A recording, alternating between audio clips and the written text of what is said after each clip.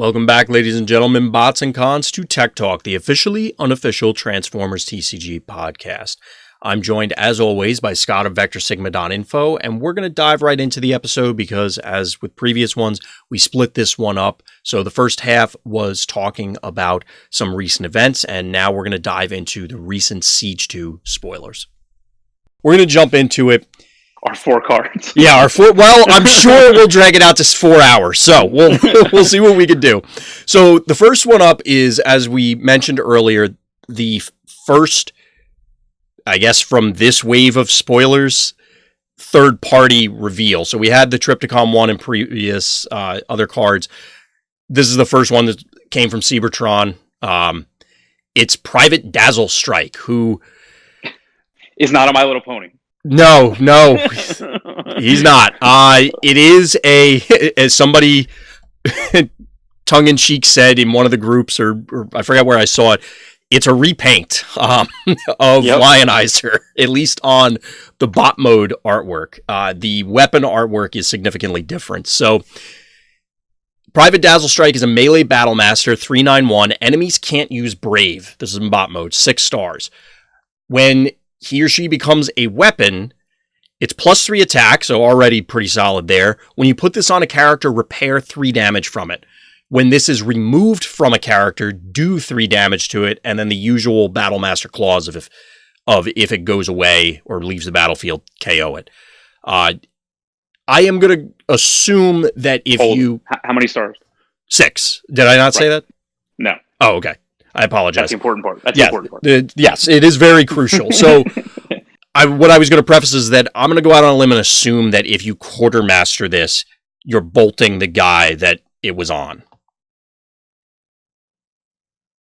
Oh, how's it read? So it says, when this is removed from a character, do 3 damage to it. So if you quartermaster or other effects, it could be red heat or whatever, it moves. Oh, yeah. But not when you quartermaster it back from the scrap pile. No, I'm saying, so you can't move this around to your team to try and heal 3 from a bunch of people, is what I'm saying.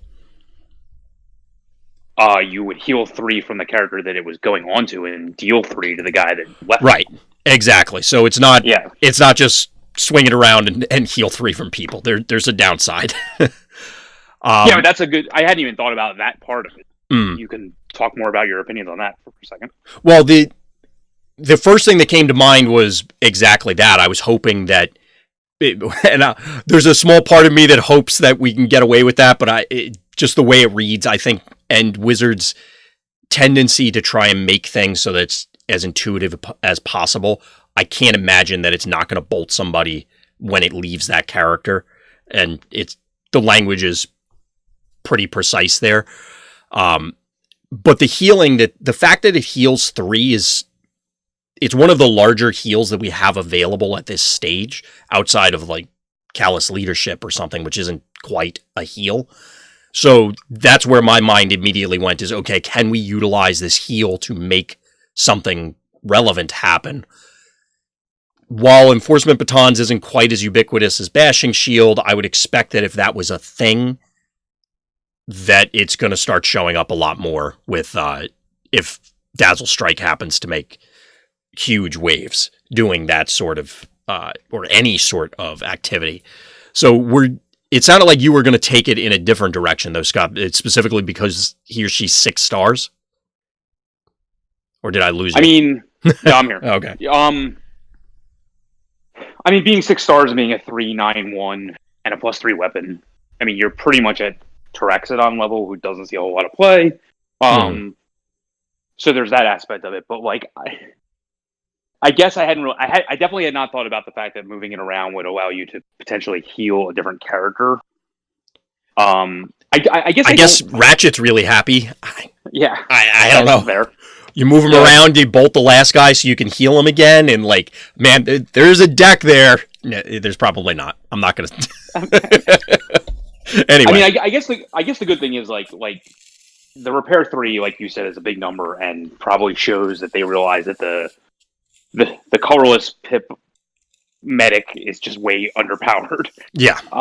So we'll see more of this type thing as hopefully as a standard. I think I think there's two ways of looking at this. One, if you build your deck in such a way that like it falling off a character that character's probably just gonna die in one hit regardless. Mm. Then there's really no downside other than, I don't know, like if you can fit 6 stars in your deck instead of 7. Like I don't know. I guess there's only upside at that point if you're equal to Raxodon, unless you're playing a bunch of whites and can actually proc his ability. But I guess maybe the Brave ability might matter. I mean, the Brave does matter. I mean, we'll get into that shortly with some of the other cards that maybe Brave. We're only going to get more Brave characters as time goes on, and Brave will, I'd like to believe, will only become more important as time goes on. So maybe turning that off will be crucial. Yeah. I agree with you that if it's an orange build, that, look, if I put, most of the time, Steeljaw, for example, not that this could go in Blaster or would necessarily go in Blaster, Steeljaw often dies in one hit. Who cares if it gets bolted? Like, against other orange decks, I feel like it wants to be in a blue deck because of the heal, but then your opponent is clearly going to have time to go find those enforcement batons to make the heal irrelevant. So I'm very torn on Dazzle Strike. My issue with it is you almost always want to swing with the Battle Master first. Yes. So assuming we keep that same pattern going, who's going to be damaged that you need to repair?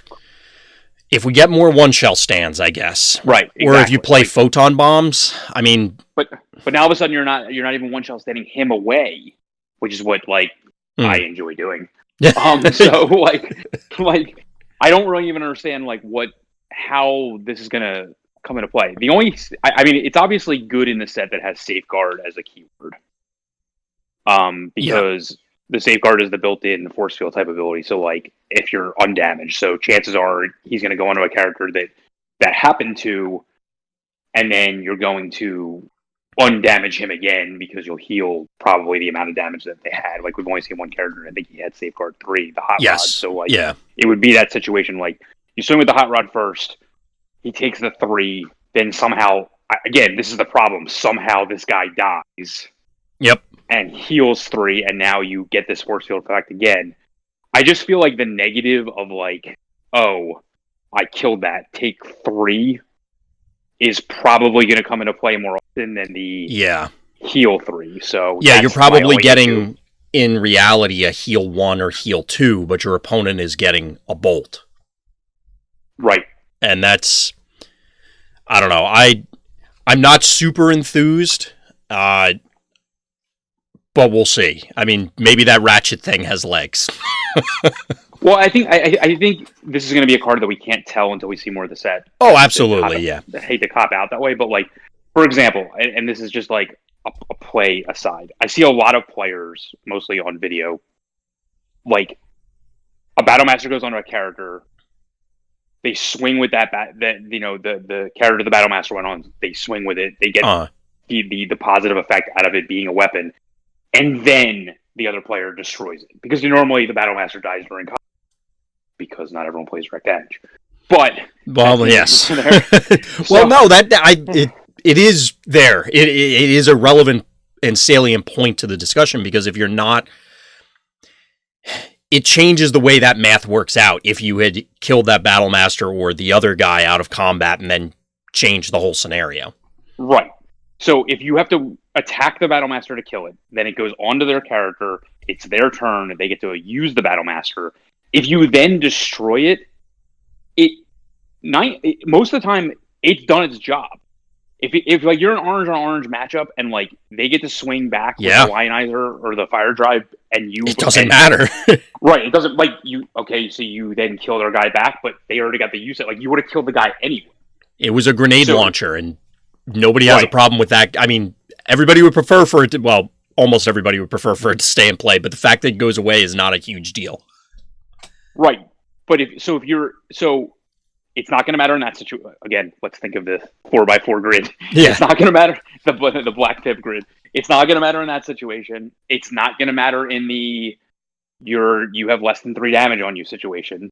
Mm-hmm. It's only going to be in negative situations where like, oh, I put on a decently sized health character and then my opponent gets a free bolt of lightning against them, like whenever they want. Like suddenly you're giving that play that to me is not a great play now. Mm-hmm. Like the killing the battle master after it's already been swung with.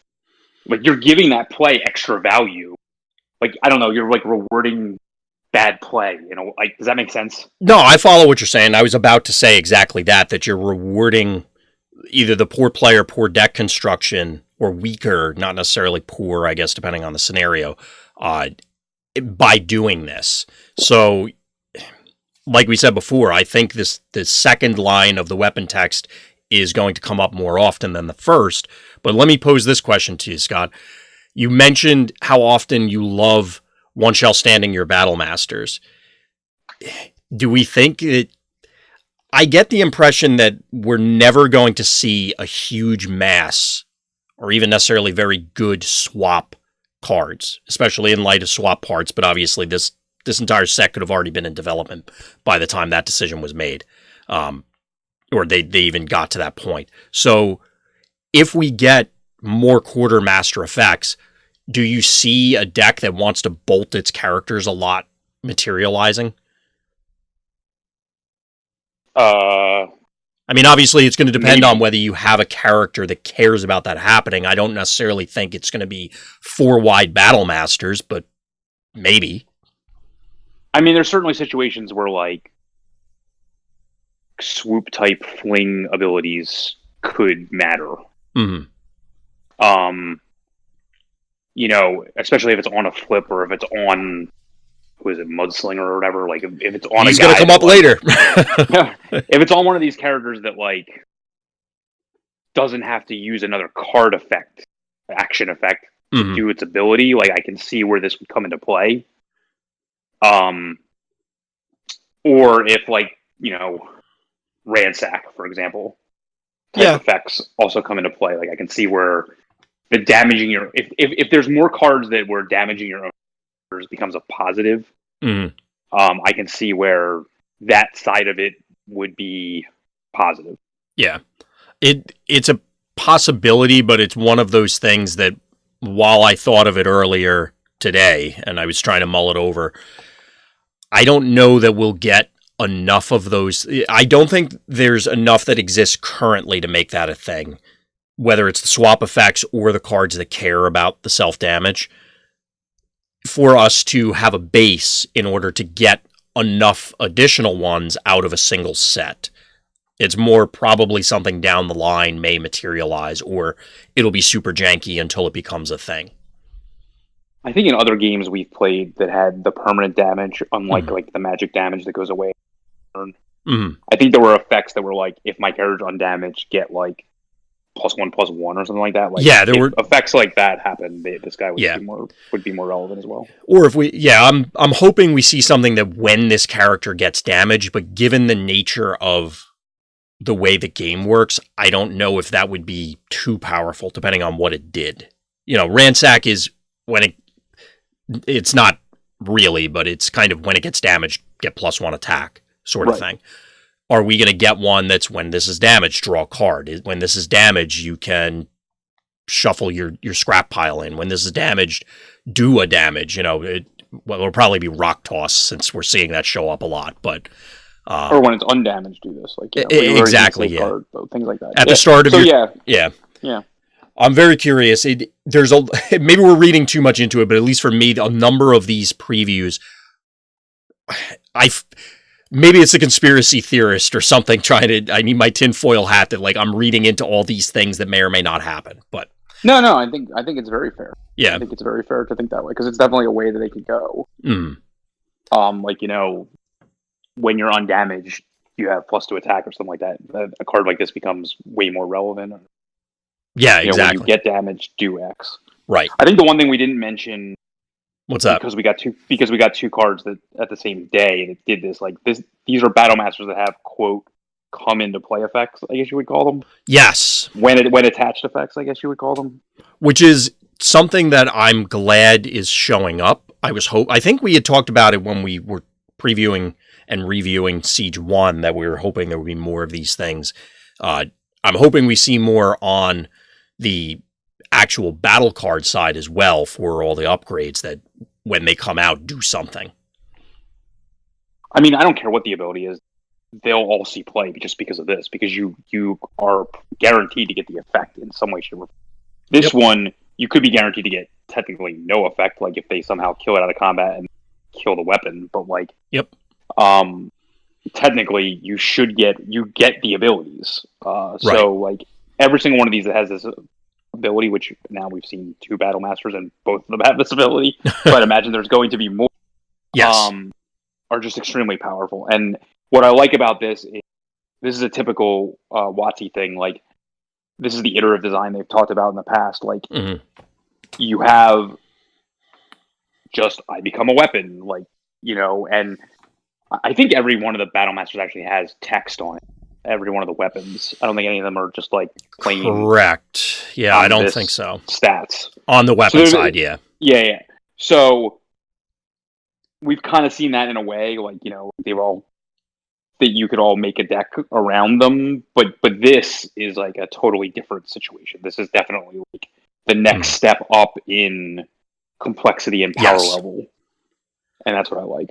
I'm hoping that if they're gonna follow the mirrored sort of scenario, which didn't quite play out in the in Siege 1. So it wasn't, the Autobot and Decepticon ones. I mean, yeah, Aimless was +3 attack and did a thing, but Fire Drive was +3 attack and did a totally different thing. It wasn't as though one was draw and one was discard or something. There is a discard Battle Master, but they weren't parallels. I was going to say that I'm hoping the purple one is deal 3 to something, heal when it dies, your opponent gets to heal 3 from something, but that would never happen. No.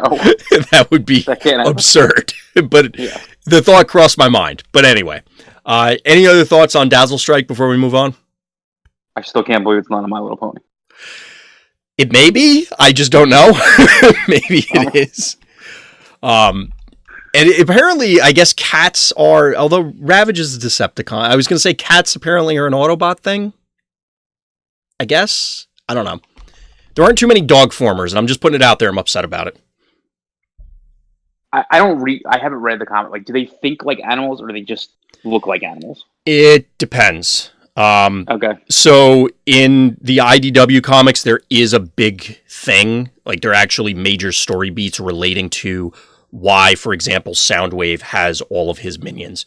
But Ravage, for example, plays a major role in the later comics, and he has a full speaking part. Like, he just happens to be a cat, basically. I mean, I think Rat-Bat happened to be a bat in the old Marvel comics, too. Like, it was never, like, implied that he was not always a bat in these comics, but I don't want to spoil that one. That one was interesting. I guess we could go back to G1 and talk about Call of Primitives, but they all spoke sort of. But anyway. Oh, yeah. That was what people consider to be it's clearly the best season 3 episode, so. Obviously. You're saying it's not Carnage in C minor? No, that one, no. No. I just love bringing that episode up. But anyway, so moving on. So next up we have, and these are all after Dazzle Strike, and yes, I know on the overlay I didn't put their titles just because I didn't want it stretching halfway across the screen. All of the remainder of these came officially from Wizards of the Coast at various points. The next one up is Raider Novastorm, who's our latest Seeker, and she looks awesome. I love the artwork on this. I just wanted to call that out since we were talking about the artwork on the other one. She's our first, and I hesitate because I didn't get to double check this before we started recording. I believe she's our first 7-cost plane. She's also infantry, which I went and looked, and there are other planes that are also infantry. But that one threw me off when we first saw this preview. But ignoring the irrelevant stuff, she's 5/12/0 in bot mode, and while she has a black pip upgrade, she has Pierce 3. Now, as I said, she's a 7-star plane. Obviously, she's ranged in both modes. In alt mode, she's a 3/12/1, and while she has a black pip upgrade, and you flip to this mode, move 1 damage counter from this to an enemy, so you get a fling. We saw it on Swoop. We saw it on the actual card Fling. There's a Action Master, or Micro Master, I almost said Action Master, that does a similar thing. You sounded pretty excited by her, Scott, initially, and when I first looked at her, I wasn't super enthused, so let me kick it to you first. It doesn't seem hard to suit her up to make her solid. Yeah.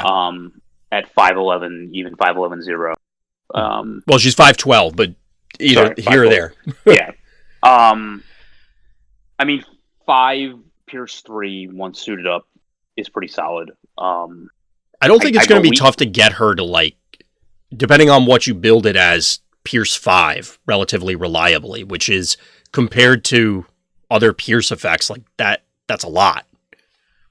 Yeah, I mean, as it stands now, other than a couple exceptions, like a lot of the black upgrades are just worse versions of non-black upgrades. So it just depends on like how much that comes into play. But that aside, I mean, like what I like about this is it's a low-cost plane, but not like 5 cost like the aerial bots and like various other ones. But like so, like you already have like bombing run come into play, and we've seen it see play already. You know, she fits in well with some of those costs. She has direct damage built into her, and I think most plane decks that I've seen want to be Pierce blue focused, and this seems to fit right in there with like trigger. That's fair. We're built into him, so time will tell if her ability is just too difficult to like if it's just too easy to disrupt. If there aren't more ubiquitous black upgrades. And that's my major issue with her is I'm not sure where she fits. So up to this point, we don't really have a black pip deck. Now, I know there were Pierce builds like Joe ran at Gen Con. There are a number of other people all over have been trying various Pierce builds before black pips were even a thing. But unless we see a lot of orange black pips or blue black pips or, you know, other relevant pip color plus black pip to complement her, I kind of agree. My initial thought is exactly what you said, that right now I don't want to put Erratic Energy Grenade on her.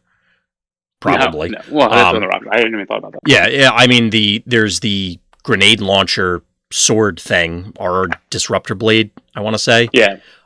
Which may not be a grenade launcher in this hypothetical deck, but I don't know if that's the card she wants, because if you're trying to, like you said, I think it wants to be a blue deck, and therefore she's now a 12 health, low defense Decepticon, which I think everybody out there can see where I'm going with this, is going to be inherently very fragile given the existing card pool. Assuming that we don't see, you know, a ton more Smoke Cloak type cards, not necessarily it's an armor that gives tough, but just blue-black that does something relevant. But I think we will. So I'm confident we will. It's just going to be, this is one of those that right now I'm not super excited, but pending what cards come out, this could suddenly shoot up the charts for me. It's just, without more context, it's tough to say anything other than she looks awesome. And I mean, it's definitely a different way to take things, and I fully expect we are going to get, I mean, they're pushing, for obvious reasons, black pips in Siege 1 and Siege 2. We're seeing a character that really wants them. I expect we're going to get at least a few playable ones in the next set. Yeah, and for limited, she's insane. Well, yes. That seems like a given. Mm-hmm. The high Pierce numbers and high Pierce numbers and what? High Pierce numbers in limited are very good. Oh, yes. Yeah, for sure. I'm looking forward to trying her out. It's just a matter of we need to see some battle cards, which are coming, of course. Mm-hmm. We just haven't gotten too many yet. So any other thoughts on Nova Storm? All the way from a coloring error G1 to a R. We've come a long way. Yep. I keep seeing the Rainmakers at every time I go to the store and go to pick up other stuff. I always swing by to see what toys are available. I see the Because they're like Rainmaker thing a lot. $50 or something like Yeah. that. Or even more, so. Well, the other, I actually saw some reissued Soundwaves, and I was like, oh, maybe I'll pick this up for my, like, I have my G1 Soundwave. I don't know if I really want to pay another $50. Yeah. Spoiler alert, I didn't decide to pay another $50. But anyway, so up next is our first, did they mention the Lord aspect in the reveal? I think they did, right? They did actually say that concept. Okay. I wanted to make sure I wasn't... In quotes, yeah. Yes. I wanted to make sure I wasn't hallucinating that happened. Because that was the first term that came to mind when I saw Private Powertrain.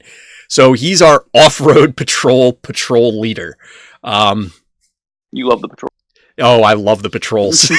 They will never not make me laugh. Like, I'm going to laugh every time because it's so goofy. In a good way. It's just goofy. But anyway... so in bot mode, he's a leader. He's obviously an off-road patrol, and he's melee. He's 282, 5 stars. We'll throw that out there. And he gets +1/+1, so +1 attack and +1 defense for each off-road patrol in your KO area.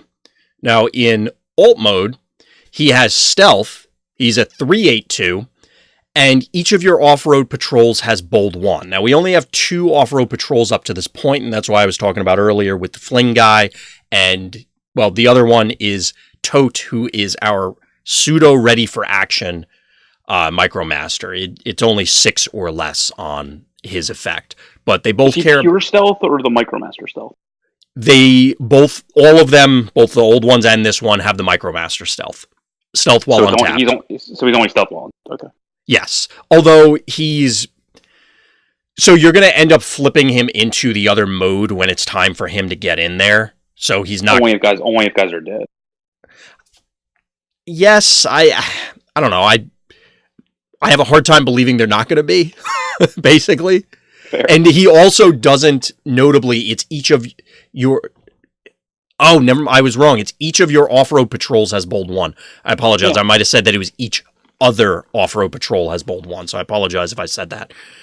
So he will give himself bold 1, is the point. Yeah. So maybe you're right. 2 defense starting in both modes? Correct. 8 health? Yep. Okay. Basically, if he gets hit, he's probably going down to a burn spell, but, I mean, he is or burn action. He is a 5-drop, though, so them's the breaks. Like, you only get so many stats allotted at that slot. So they said on Twitter there will be the 4th member of the yes, off-road patrol. Now it is an open question whether he's a 4. The remaining member is a 4 or 5 star at this stage, though. I guess. I mean, regardless, you're getting. I mean, at max, you still have at minimum you have 6 stars remaining. You might have 7. Right. Well, the 7. It's a massive amount. Yes, the 7 is going to matter. 6 versus 7 is going to matter primarily for which Battlemaster are you going to run, kind of thing. Could, yeah. But I mean, there are other options too, of course, but yeah, but that's massive. I mean, I really like this guy. I mean, this is exactly the type of support character I like that helps out the other characters while they're not actually affecting it. I mean, like this is pretty much. This is very similar to the General Optimus ability, except for extremely lower costed and extremely more, narrow in its focus. But I mean, I think if you focus on the aggro version with like bold on all your guys, you're gonna have just a bunch of little guys that have extra damage. So like you're playing an orange deck, it's just extra damage these little guys are gonna do. We've already seen the power wide decks to begin with. Yes. But I just think if you play it as either a mixed or as a blue deck, like there's a high percentage chance that he's going to have at some point like 5 starting defense. I mean, that's massive. Yeah, the blue deck idea intrigues me. Given that the other 2 currently known off-road patrol characters care about black pips, this is another one where if we get those blue-black pips, then their lower starting stats don't necessarily matter because they're getting the bold. You could try and go that route. I don't know if that's really going to work out, but it is an option, I guess. The more important thing to me is that as of right now, all of them have stealth while untapped. So if you are running that Battle Master, your opponent has no choice on turn 0 but to punch the Battle Master. Yeah. They can't avoid it. Which maybe the Battle Masters aren't going to be the appropriate partner, but that's just kind of where my brain went right off the bat. I mean, this guy's very exciting on his own. The other Off-Road Patrols don't see any play right now, but this might help that. Right. Obviously, in a blue deck, I'm not a fan that he's melee, and I'm not a fan that all the other ones are melee. What, you don't like Energon Slingshot? I mean, I think you have to play it, but like, well, I'm not yes, a fan of it. In a blue you deck, take what you can get. Yeah. But in an orange deck, it might matter. But then on the flip side, he's just, what I really like about it is it's a signal that each one of the patrols is going to get a lord of some sort. And even though some of the patrols have already gotten their leader, I think just what's his name? The tank one that I not Flash. Top Shot? Yeah. Like he's their leader, I think, right? Like he is a leader? You mean like is he actually the leader of the group? I believe so. I'm not 100% confident on that off the top of my head. Yeah, and like we already got Soundwave, so the spy patrols already have their lord, giving them all +1 defense. Right. I have no clue who the other ones are, like what the other patrols even are. So like I couldn't even. You don't remember the Sports Car Patrol? I remember Scott. God damn it! I just don't know who the leader of the Sports Car is. That I don't know. You didn't buy that giant set where it's like 35 of these guys. No. No. So yeah, there's a Sports Car Patrol. There's Rescue Patrol. Yeah, whatever the planes are, Visper and Stormcloud. Are they a patrol? Yeah. But I think one of them is the leader, right? Isn't one of them a leader? I'd have to go look at them again. This is where it's starting to hit the edges of my knowledge for it, where I'd have to go and verify it. But yeah, I agree with you. It's going to be interesting to see if we do get the lords. Do you think for the other ones? Do you think we're going to get tribal cards for these guys? I think these are the tribal cards for these. So we're not going to see a start your engines, not necessarily literally that effect, but that sort of tribal card for Off-Road Patrol. I mean, I'd really like to see one battle, all the lines of text that said, do this to this type of do this to this type of guy. That way, like... How many of them are there? There's like 6? 6 5. groups? There's 5 colors. 5. Well, not counting Spy Patrol. So yeah. 6 the Spy Patrol's good. I'd really like to see a card that said, like, it would have a tremendous amount of text, but like, yeah, it's kind of like the Rumble Frenzy Ravage Attack thing. Like exactly, yeah. If you have this, do that. Like, I wish we could get a card like that. That way, it just doesn't waste that much space. I feel because was going to be my comment. Is that if we did get that, depending on how many they did, it may just take up a lot of set space and be really awkward. I would anticipate that if that card existed, it would be both a star card or multiple stars and multiple pips. I want to say. I don't know what's giving me that impression, but that's my gut feeling. And because the Off-Road Patrol are the black pip ones in Siege 1, and this gives bold, and I don't understand how those two things are related, I can't even guess what the other ones would be. The only thing I can think is, like I said before, if the intent is you're going to be defensive, but the bold lets you find your black pips. Question mark. Right. I don't know. That was the only thing I could think of, unless it's just completely unrelated and you'll primarily be a 4 wide or X wide orange deck, and then you have oddball black pip cards that maybe get fed into these guys. Well, for example, the fling guy, I don't know how much fling is going to matter when these guys have 5 health. Yeah. Unless, like you said, the blue version comes up, in which case, now does bold matter, or how does that shape up? The ready for action could be more useful, especially if you're readying this guy or untapping this guy. But that also means that you need to have at least one KO'd off-road patrol already. I don't know. It gets a little weird there. If you had two, I mean, you're just basically forcing them to keep attacking a fourth guy, which is good. Yeah, I mean that's not ridiculous. So, but I can't even guess. Like the sports car patrol is blue. I would imagine that means that one gets tough. But like, who knows? Like right. The orange one can just get +1 attack across the board. The green one, I have no clue. Draw a card. I don't know. Like, I'm not gonna lie. I'm gonna be upset if the sports car patrol, the blue guys, somehow turn out to be better Stunticons. I'm gonna be upset. Yes. I'm gonna be upset. But anyway, any other thoughts on Powertrain? No, I just love cards like this that force that actually do force you to build a deck a certain way and help the power level of that deck, because that just gives you like a reason to run cards that you wouldn't run before. Exactly. I love these sort of tribal based cards in a number of other games where you get rewarded for playing, and they may have said it in the article, but I know the WotC team has said it many times that the complexity, or maybe that was where it was from. I know I saw them talk about this in writing before about, and it may have been in the complexity creep article, of it's helpful for people coming into the game of, well, I don't even know what to play. Like, I like Transformers, or I don't even like Transformers, but I've tried it and I love the game and whatever. I don't know where to begin. Okay, well, play Off-Road Patrol. Yeah. Like, here's your... I can't. The Off-Road Patrol and all the patrols are just so ridiculous. Now it's like Patrol Wars. Like Final Wars. God. Oh my God. It's going to be a thing, man. Well, it is. It's already a thing.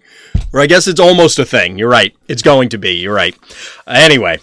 Is he common? Is he common or uncommon? He is common. So I'm very... That's another thing. I'm glad you brought that up. Because I checked that out earlier. I'm curious whether there's any correlation there. I don't remember if all of them... So I'm looking at Tote right now. I know it's not on screen. He's a common. What about Mudslinger? He is also common. They're all. Are they 100% of them are common? Okay, then I forgot about that. The Micromasters are the commons. Battle Masters, yeah. Makes sense. So, yeah. Well, there goes that thread. So we're gonna move on. Unless you had anything else you wanted to add on him. No, it's just very powerful for limited. Oh yeah, for sure. With them being common, so right. So after Powertrain, our last known spoiler at this stage, and I'm sure by tomorrow that will change. We have Private Vanguard, who both you and I, Scott, were very excited offline about, but I'm going to try and play wet blanket a little bit as we go through this. So Private Vanguard is a 3/5/1 for 5 stars, ranged. When one of your characters defends and you flip at least one white pip. Other characters. One of your other characters defends and you flip at least one white pip, that character can't take more than 5 attack damage this turn. What happens when he turns into a weapon? Well, he doesn't turn into a weapon. He actually turns into armor. He's a +2 armor. And when you put this on a character, do 1 damage to a tapped enemy. And then the usual Battle Master thing of when he dies, he's dead. Or if it leaves the battlefield, he's dead. So, like it started out with, both you and I were very excited about this guy, Scott. So set the stage. What's so exciting about this guy? You could take any one of the many abilities this guy has, 2 of them away, it would still be insane. So when you combine them all into one card, extra insane. I like that he turns into a hat. Yes, he'll turn into a hat.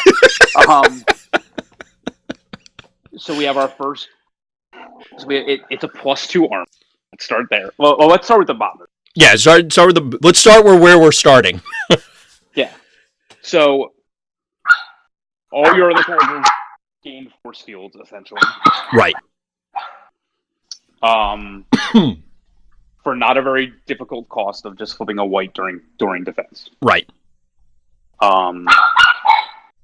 So obviously we have security console and battlefield. To make that even easier, as if for some reason you weren't mathematically running, enough whites for that to happen. So all your characters gain slightly worse force field. Let's start there. Yep. That's very good for any deck, in my opinion, and it's a ranged character, so there's your ranged package. Yep. Right there. Your 3 attack on a 5-drop, which is very good. Very low hit points and very low defense, but if you're running in a blue deck with white, I don't see that being that big of a deal, even though it's possible to still get one-shotted. It's going to be difficult because it's difficult. Like, they would basically have to expose them. You would have to expose a 6 attack card mathematically for you to equal out your flips for him to be killed. Right. And that's only on turn 1, like, assuming you don't have, like, a Flame War or Optimus, any play that's giving them tough. Yep. And if you go first, he's going to be protected right off the bat because you don't have to. If you're basing yourself on the force field ability, don't want to attack with him early. Absolutely. So there's that aspect. Now there's if he dies, you become a +2 armor, and you get to rock toss something / zap something. Which, although Rock Toss is obviously not seeing a whole lot of play, this is, as you had mentioned, potentially going to show up in blue decks where Rock Toss wouldn't. But also, I don't think it's going to be that difficult to engineer a scenario where you're pinging the character you want to, as opposed to just whatever guy's available. Right, because as I said, they have to invest a good-sized character into trying to kill him.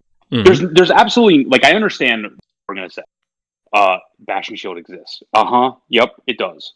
I mean, like, who cares? Like, first of all, you don't have Bashing Shield, it's a +2 arm. Yeah. So we'll talk at the end about what this means for, like, just having Battle Masters that aren't weapons.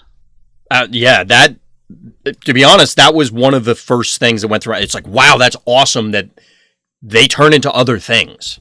Mm-hmm. So, oh god. So maybe we can talk about that as an aside now. Or we can Well, I was actually going to bring up the Bashing Shield thing because we had talked about this for a little bit when Ultra Magnus was previewed, and one of the suggestions I had made back then, it hasn't really materialized, is potentially overloading your opponent's Bashing Shields.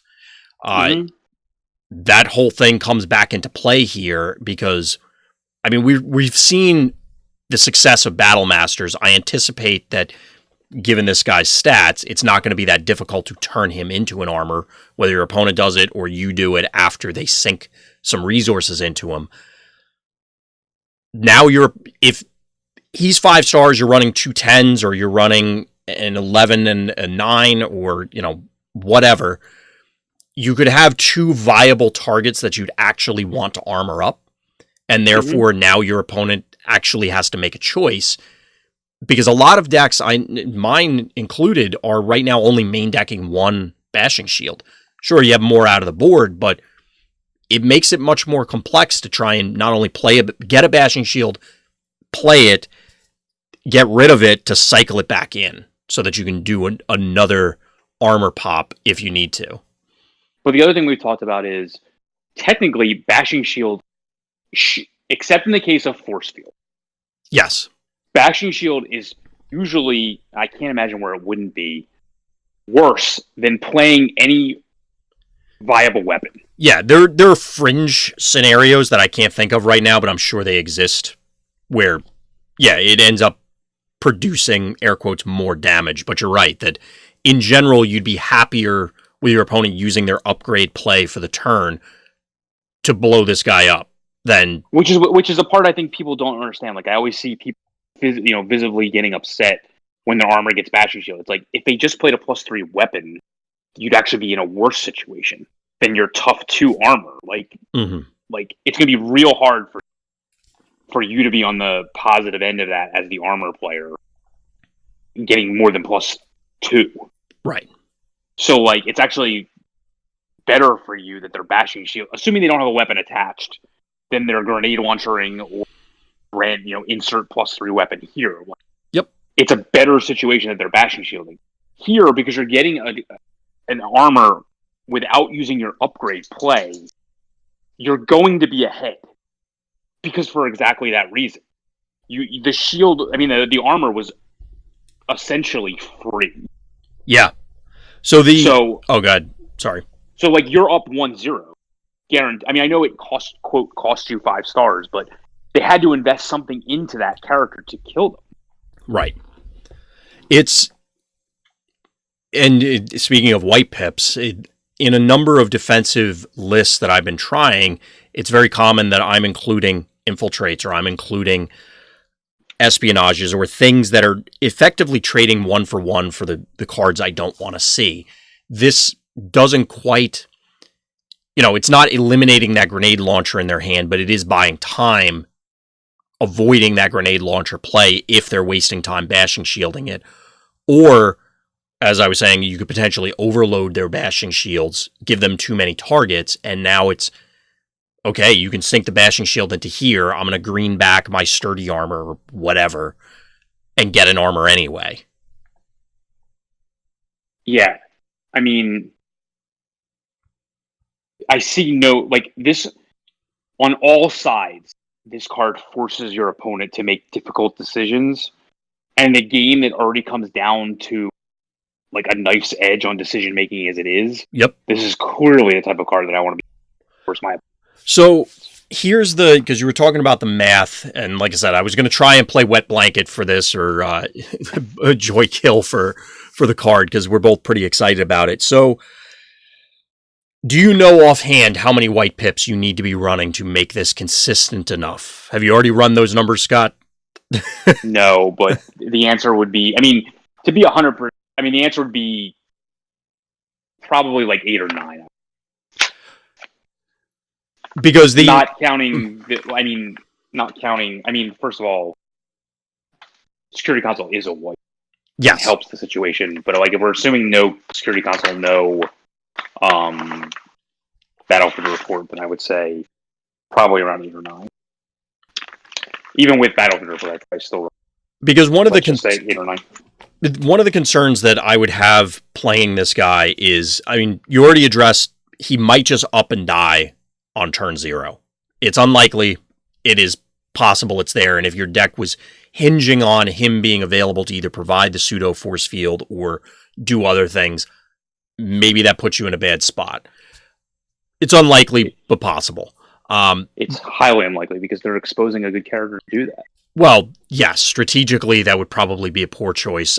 Depending on how this hypothetical deck shapes up.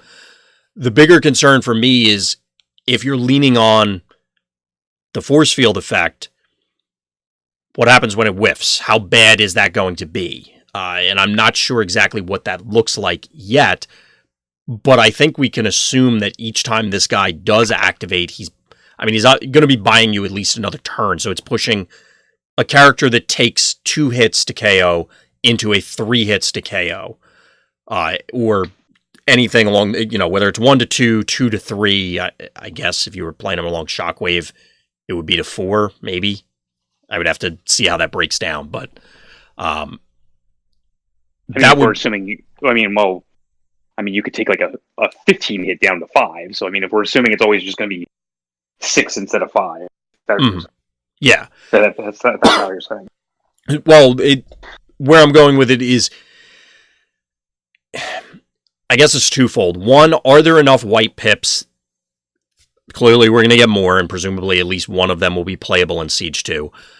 Are there enough white pips that it doesn't discourage you that you have to include significantly more? Because it is going to cut into your off primary color pip. So if you're a blue deck, you're running 9 white pips, it would probably be a challenge to then run another 6 blanks, or it's 6 blanks and then 3 grenade launchers, or whatever the combination happens to be.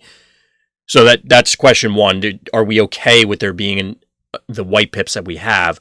And 2, which I don't know if we can answer at this stage, is, okay, we have whatever our number of white pips are. Are we at too much of a risk anyway, where if we ever whiff on the force field effect, the deck crumples? The answer to both is no, because this is the same conversation I have with other players. Well, like I said, I'm trying to play devil's advocate here, so I'm putting the arguments out there. Well, because the problem is, this is the same conversation. I've had a conversation with players offline, not just about this card, just in general. You can't look at a card in isolation. Like, just off the top of your head, decks you've thought about playing with this guy, how many of them don't involve either General Optimus or none? General Optimus or what? Or Flame War. None of them involve neither of those characters, right? I think well, it depends on. There were a couple other oddball ideas. No, because those would still have 11 stars. Exactly. So none, right? Yeah, I think that's what it's boiling down to. I might have had like a weird one, but sure, we'll go with that. So you're already at needing less whites to begin with because you're going to have an inborn tough into your guys. Absolutely. To start with. So that obviously helps the math of getting a white by playing less of them. Plus, he's a battle master, so quartermaster is a white. Yep. Plus, there are and quartermaster's now a rock toss, which is kind of funny. Right. And a +2 arm. Yep. So I assume other things are going to exist. Like we already see a that gives other things, or we're probably going to see other that give tough, and there's probably going to be more ways to gain tough, and etc. So I don't see this being a big deal at all. I just don't. And the fact is, your characters gain armor, essentially, gain force fields without costing you any cards. Yeah, so we had mentioned earlier that it was cool that this guy turns into a hat. I think it's really cool that we're getting more of these effects where it's not a Lord effect because it doesn't care which character or what they are, but it's just giving these blanket buffs to the rest of your team. Yeah, it's like Flame War. Yeah, well, or Optimus. Right. Yeah, it's just cool that those things are we're seeing more of them show up. But the weakness of control decks has been heavy hitters. Yep. This card alone eliminates that weakness. Right. And 50% of the time, it's definitely it works every time. Right. When you go first, he cannot be killed. Yeah. Like they can waste 2 burn abilities on him if they really want to, but you're still ahead. I fail to see where there's not going to be a situation. Again, even the situation where they attack with a guy that mathematically would have to have at least 6 power. So if you're a blue deck, you're equalizing that.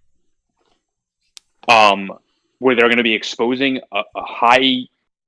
I can't think of a 6 attack character that isn't large, and relevant. Offhand that people play. Like a cheap star one, you mean that's 6? Yeah, anything that you just want to throw away that has built-in power. I can't think of any that exist. I mean, maybe some of those that exist and haven't seen play will now come to light as a result, but yeah, I can't think of anything off the top of my head. The only situation that it wouldn't be as relevant is if, you have the starting engines in your hand, you're just going to attack with 10 and B right away. Then you're equalizing him at that point. Assuming you flip 2 oranges and I flip 2 blues. That, then he's dead on turn 1. But so 50% of the time it could happen, and it's not even guaranteed to happen. And then the other time where you go first as the Vanguard player, now what? Now the situation is completely reversed. I mean, I like the fact that he's a battle master. You can't Peace through Tyranny. I don't think you'd want to Peace through Tyranny him for value anyway, just because it's not a weapon. Mm-hmm. Which is another thing I like about these guys is maybe you don't want them to die as quickly or as efficiently as some of the ones we see now. So that play might not see as much play going forward. But there's nothing negative. There's nothing about this character that can't create board card insert word advantage. Right. This guy is just advantage all over the place. There's just no negative to him whatsoever. Yes, can he be bashing shielded away? Yes. Can you not get a white? Yes. Oh wait, he is ranged, so let's take that aspect out of it. Yep. Oh, he's only 3/5 for 5. Okay, darn. It doesn't none of these things matter.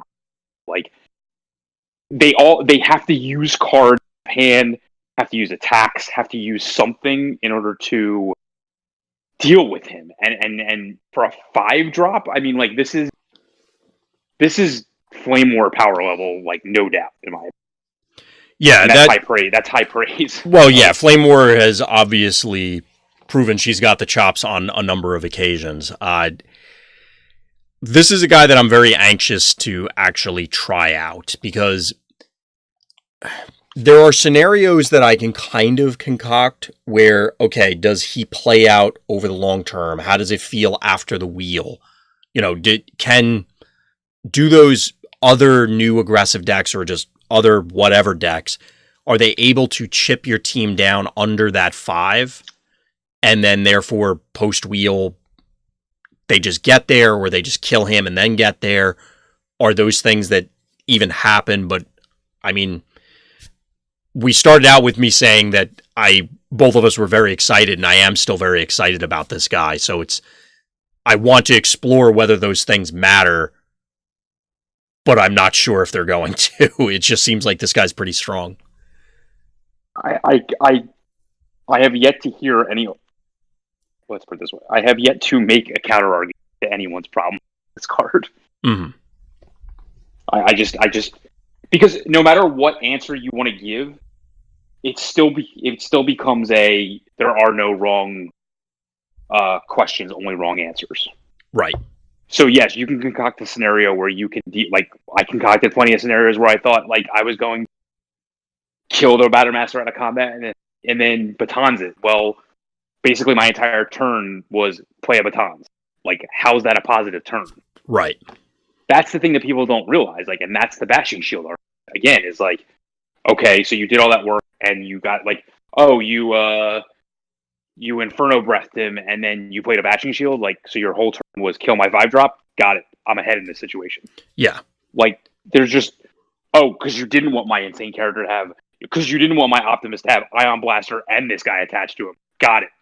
Like, well, I mean, in that play's defense, it compared to Enforcement Batoning a Fire Drive or something along those lines, it's they already got the value out of the weapon. Whereas if they're popping this guy, you air quotes haven't gotten the value out of the armor.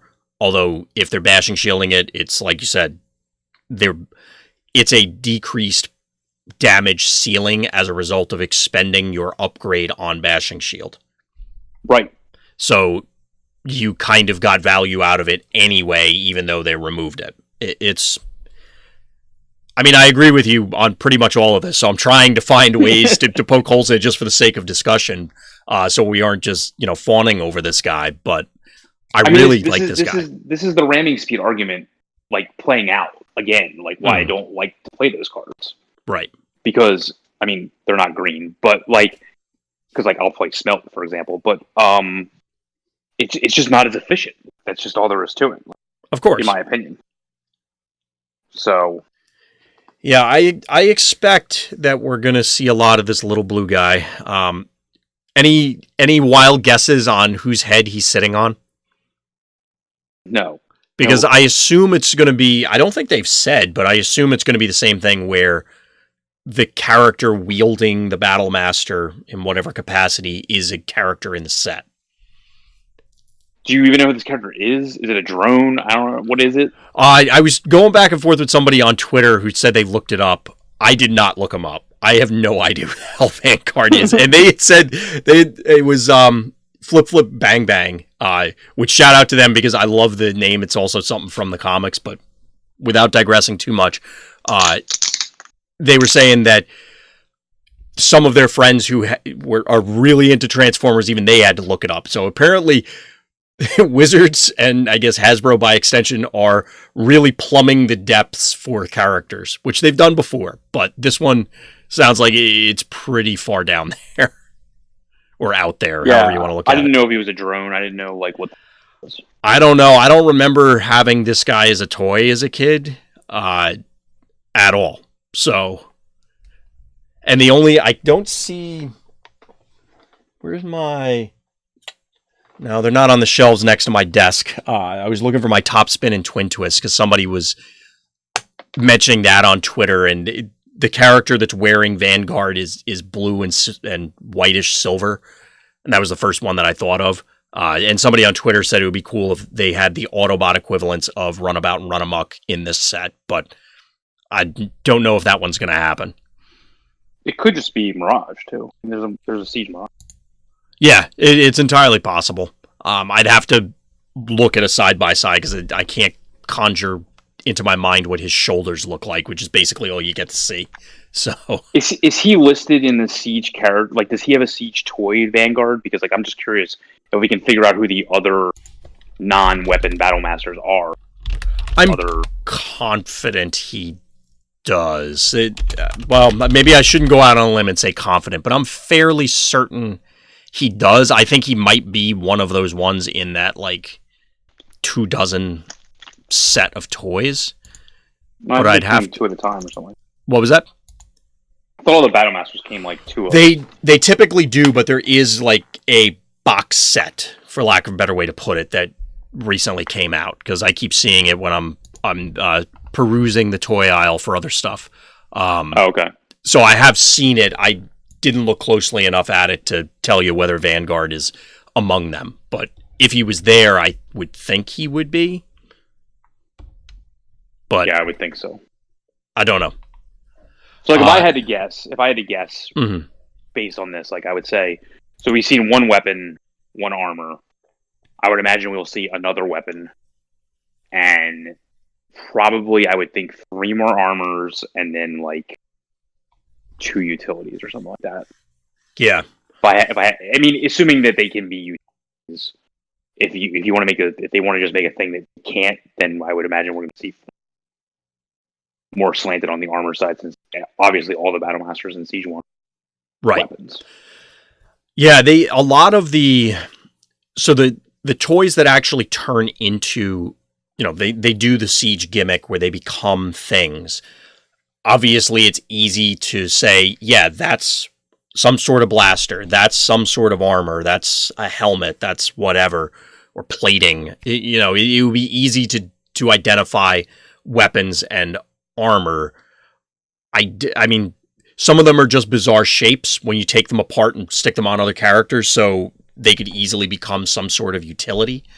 I'm not sure who would get that treatment, I guess, also. Yeah.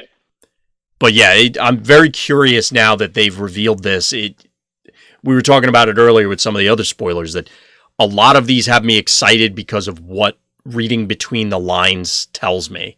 And I'm very curious to see if I'm making stuff up and it's all, random nonsense, or whether it's actually going to happen. Yeah, this card's amazing. Yeah, to bring it back to Vanguard, him and his funny hat are pretty good. There's just no downside at all. Yeah. Well, that's why I'm very anxious to try him out to say, okay, is this guy really this good, or is there some hidden liability that, the white pip count or like I said, the attack sequence, or I don't know. I'm trying to find stuff, like I said. The white pip count is probably the hidden thing, because especially decks like Remake with a lot of blanks, now you're adding in to run a certain amount of whites.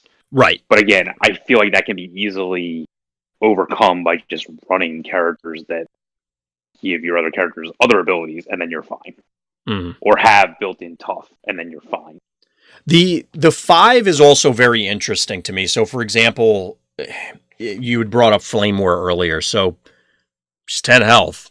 She can still take 5 twice and die, which is basically what she does today. Not necessarily take 5, but 2 hits of something, unless somebody just decides to go all in and crush her.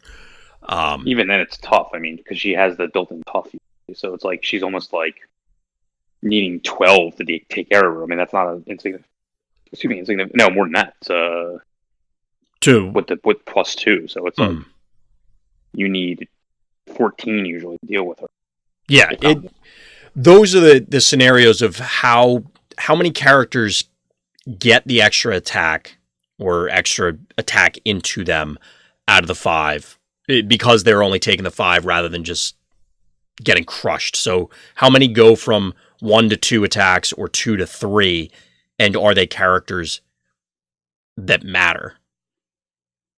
Because, for example, when we were talking about Optimus, if he's already loaded up, is he even taking 5 to begin with? Like you said. Well, Sure, but I mean, I think there's other characters. Yeah, I mean, I think there's a lot of different configurations that he could end up appearing in. But like I said, those are the sort of questions that I want to try him out to get at an answer because, well, those are the big questions about him right now. well, and as usual, like in orange decks that run a lot of, it could run a lot of whites, but this guy could also be insane because Yes, the orange slanted characters just swing and live, he which is could not what they could do. So. as a sideboard card in orange mirrors. I could certainly see him coming in if you're already high on a white pip count or you can board into more. You're going first because if you're going second, and they see that guy, they're probably going to kill him. Yeah, but I just think he'll show up in both sides, even main deck.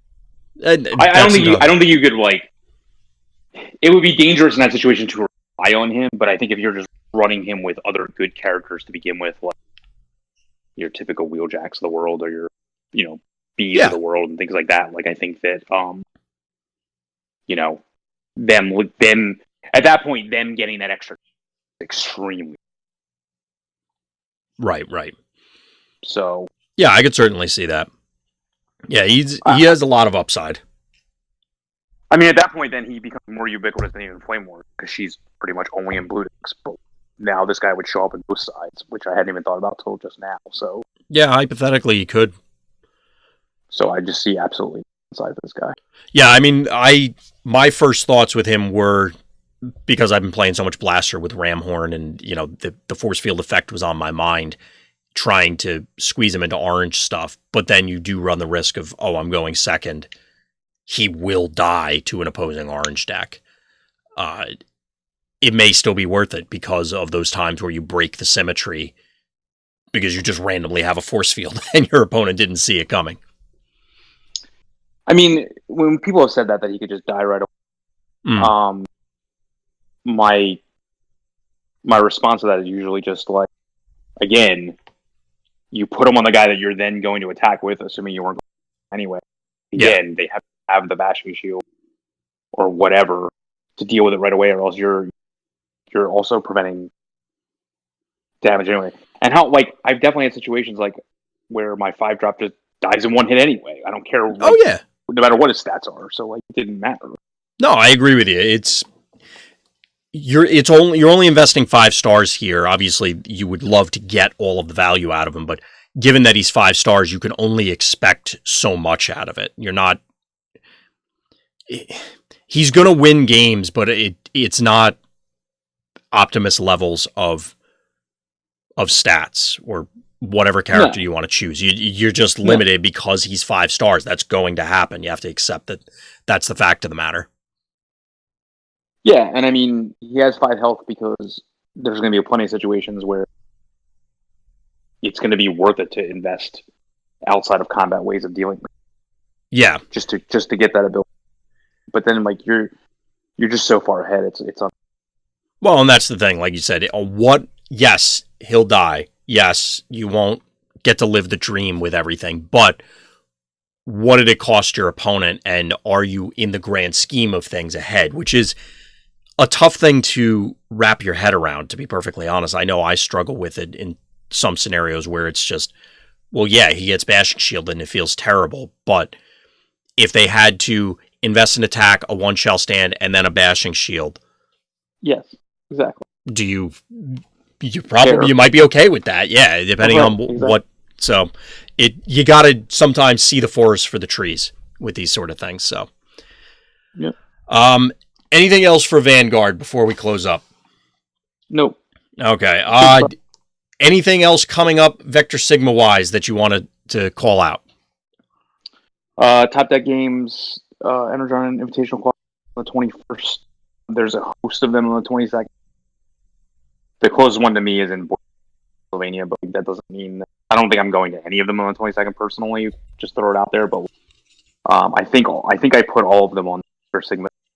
So, to the greater Philadelphia, Maryland area, they should all within drive distance, starting at various times on a Sunday, which is random.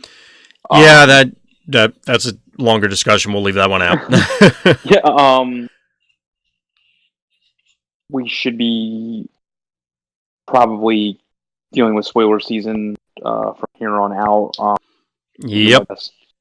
I don't think I actually updated the spoiler fans right now.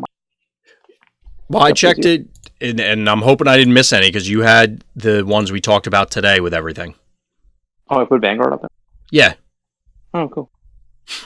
Well done, Pass Scott. Well done. I don't know. I didn't put the line.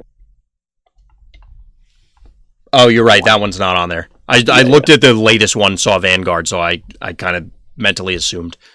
No, I was at once when posted it, so it's allowed, but don't let it happen again. So stay tuned for that. You know, you can always check us out on Patreon. You can, if you're other testimonials, please reach out to patrons now. Else, we're still collecting as many deck lists as we can get qualifiers because that seems to be what people are looking for. Because I can tell you that when I posted about posting deck lists, it got a lot of social media buzz. A lot of feedback on that one. It was the most retweeted and most liked tweet we've ever made. So I mean, like, it's just all right. I guess people will just want deck lists, and I'm trying to provide them, but I can't provide as many as the community is willing to give, or a physically collect myself. Thanks to those people that gave me them from the, Joe Gamer from the Comic Servet, and then Palmer of Europe. So right, that I'm only as good as the information provided. Although I am typing these, and I know there are typos with them. Sorry, but I try to correct them when I can. Let me know if you like this. I mean, I think you like this deck format better than the Excel one. People seem to not be complaining about the deck list format, so I think it's fine. But just know that they're JPEG, so like I can't just go in and change a name or change a star without retaking a picture of it. Yeah, you got to redo the whole thing. Yeah, it's a little bit more complicated. Yeah, other than that, I'm planning on playing, as we talked about earlier, different decks at the Energize Invitational Qualifier, so I will continue to innovate as best as possible, like through the Siege 1 meta. Mm-hmm. And then as these cards start to get spoiled, I mean, like, we're going to be going deep in the tank because the more time we have to test with them, the better. And like we said earlier, it's not going to be a wait for the set to come out type of thing. So, So stay tuned for plenty of my thoughts on Trypticon because I will be trying it. Yep. So, I mean, I think our plan going forward is to try to record 2 shows in a night, assuming we have enough spoilers to talk about, and then dish them out that way. So if you don't hear the call, that's why we haven't heard that. You haven't seen many live shows. Yeah. Because that's what we're trying to do to try to play test in the off week, especially once we start to get more spoilers.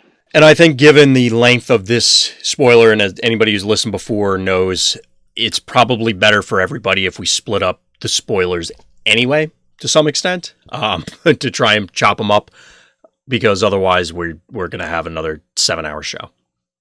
Yep. So I guess that kind of does it for us for this recording. So as always, thank you everybody for listening. Thank you for watching, and please tune in next time for more Tech Talk.